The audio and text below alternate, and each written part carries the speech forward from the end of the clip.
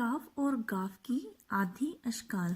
काफ और गाफ की दो दो आधी अशकाल होती हैं, क्योंकि काफ और गाफ की जो ये सीधी वाली शक्ल है ये बहुत सारे हरूफ के साथ जुड़ती है, लेकिन अलिफ और लाम के साथ काफ और गाफ की ये जो गोल वाली शक्ल है ये ही जुड़ती है। मिसाल के तौर पे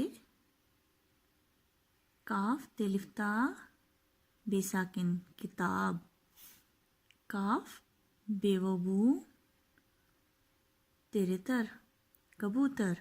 अब देखें काफ की ये गोल शक्ल अलिफ और लाम के साथ कैसे जुड़ेगी। काफ अलिफ का, लाम अलिफ ला, काला। काफ लाम कल। इसी तरह काफ की इस सीधी वाली शक्ल काफ वो गो शीनते गोश्त,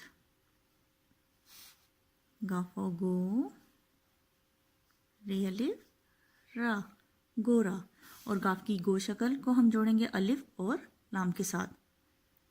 काफ अलिफ गा नून अलिफ ना गाना। काफ पेश लाम गुल।